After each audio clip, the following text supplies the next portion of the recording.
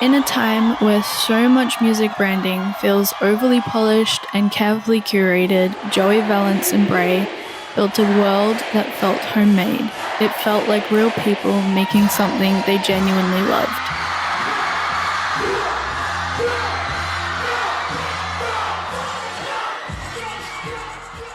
When people talk about how No Hands became so successful, I think they focus on the music itself. But I honestly think the world surrounding the album had been building for a while before the album even released.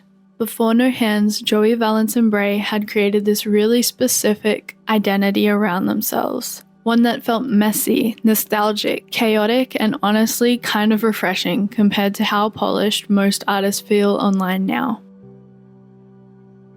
A lot of that started during the Punk Tactics era. The Punk Tactics visuals feel less like traditional music videos and more like home videos shot on a film in the early 2000s with your friends. The music video for the actual song Punk Tactics was filmed on a Nintendo DSi, which instantly gives that grainy, low-quality texture that feels super tied to early internet culture in the 2000s. It almost feels accidental in the best way possible.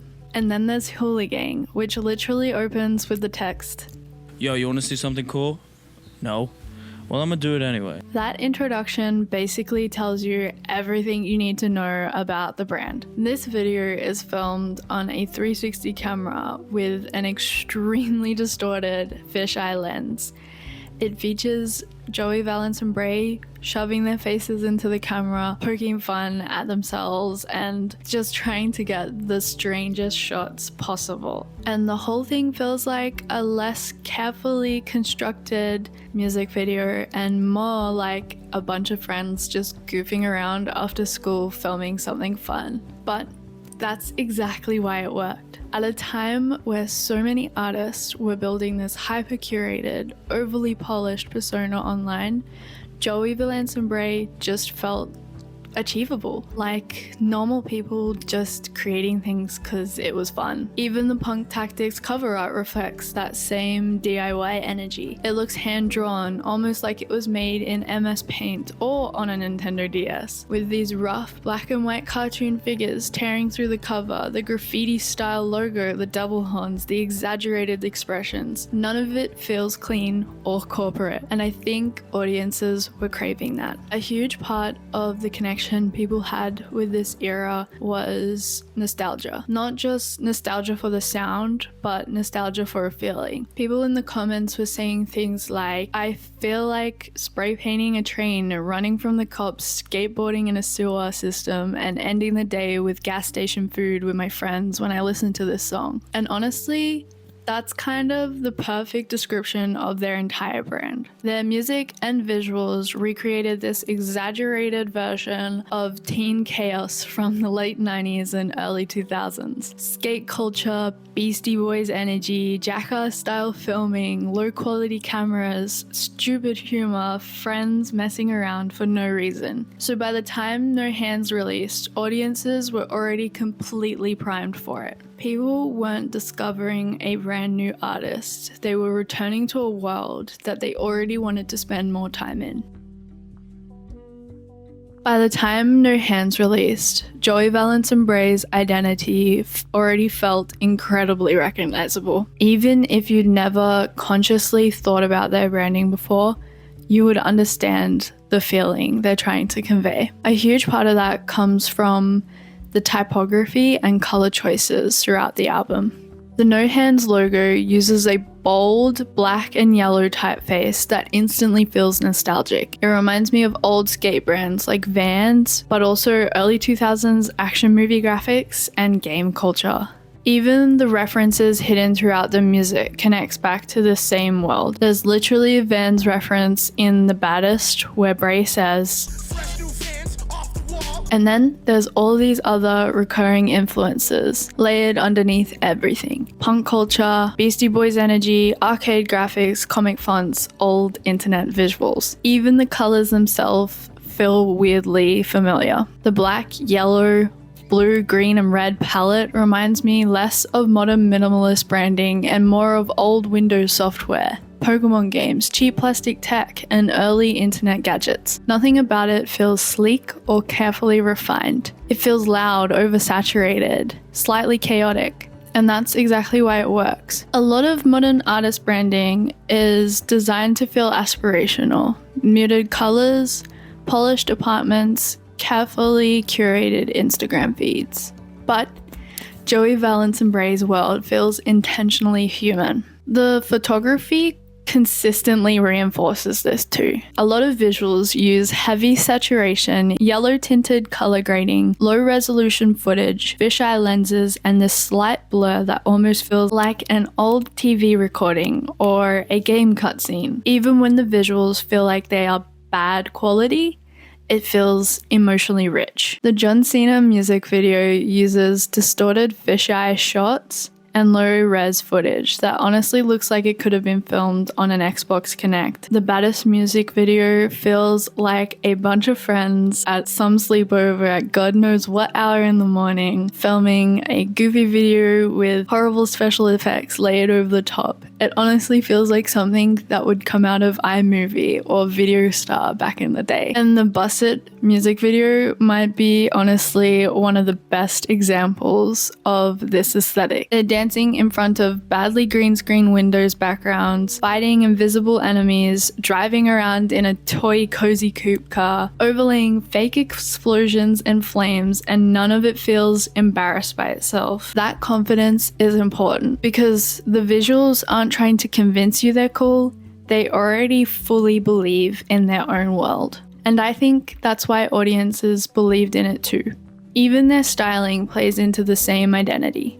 Joey's Liberty spikes, silver wraparound glasses, graphic tees, Brae's tactical vest, and backwards Yankees cap. It all feels pulled from the exaggerated memory of 2000s teenage culture. There's punk influence, Beastie Boys inspiration, internet humor, nerd culture, low-budget DIY filmmaking, all mashed together into something that somehow feels nostalgic without feeling fake. And I think that's what makes all of this so interesting. None of it feels intentional in a corporate branding sense. It doesn't feel like Joey Valence and Brae sat down and strategically engineered a perfectly marketable Y2K presence. It honestly feels like two friends making things that they find funny or nostalgic or just cool. And honestly, I think that's why the branding feels so real. Because honestly, audiences can tell when nostalgia is being used as a trend.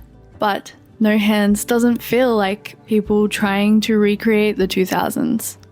It feels like people who genuinely grew up loving the stuff and naturally built an entire creative world around it, which accidentally made the whole project feel more authentic. And in the process, they almost created their own modern version of Y2K aesthetics. Not the polished Pinterest version of Y2K, but the messy, oversaturated, low-resolution, internet chaos version.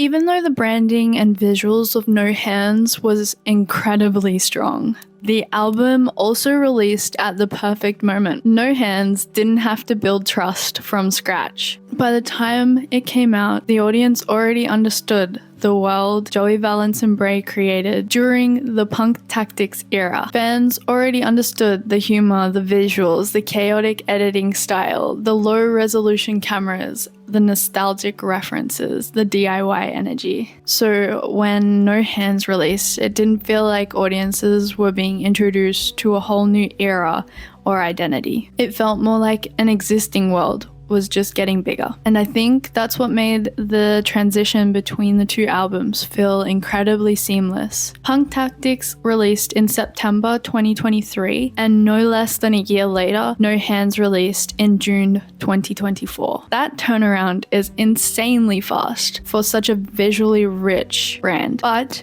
Instead of exhausting the hype, it strengthened it because fans never really left that world long enough to disconnect from it. The momentum was still there. And because the visuals, the humor, the production style, and overall energy stayed consistent, listeners started treating both albums almost like they existed inside the same universe. Songs from Punk Tactics and No Hands felt interchangeable. You can jump between tracks on the two albums and they still feel connected. And I think that's a huge reason why No Hands worked commercially and culturally. It didn't feel like a risky reinvention. It felt like an expansion. Like Joey, Valence, and Brae understood exactly what connected people emotionally and just kept building on top of it instead of abandoning it for something more trendy, which honestly feels kind of rare now. A lot of artists completely reinvent themselves with every new album, as that seems to be what the industry wants. But No Hands feels more like hanging out with the same bunch of friends again, just in a slightly bigger world. And because audience already trust that world, they were way more willing to instantly embrace the album when it released.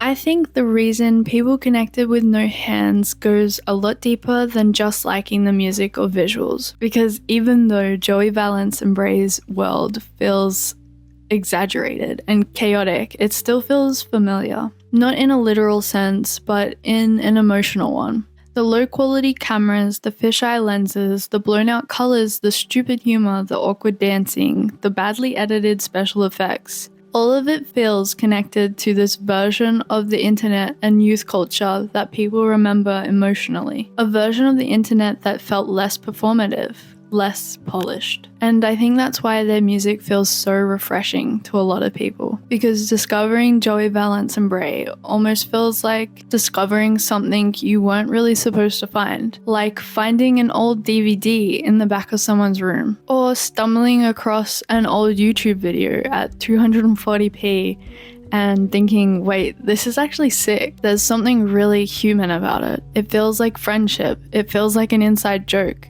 It feels like people creating things because they genuinely enjoy making them. And I think in an online culture where so much art feels heavily optimized for algorithms and aesthetics, that kind of sincerity really stands out. Not because it's perfect, but because it isn't trying to be. And maybe that's why No Hands did so well. Not because it reinvented music, but because it reminded people what it feels like when art is made by people who are genuinely having fun creating it. And in an online world that feels increasingly curated and performative, that kind of sincerity becomes really hard to ignore. Oh, what the fuck? I feel famous. Dude, that was insane. I think that was the craziest fucking show we've ever done. Yeah. There was so many people. The fucking tent was full from the front to the back to the side. See how many mosh pits there were? There was Dude, like 4 or 5. It was like spawning. It was like portal. Like,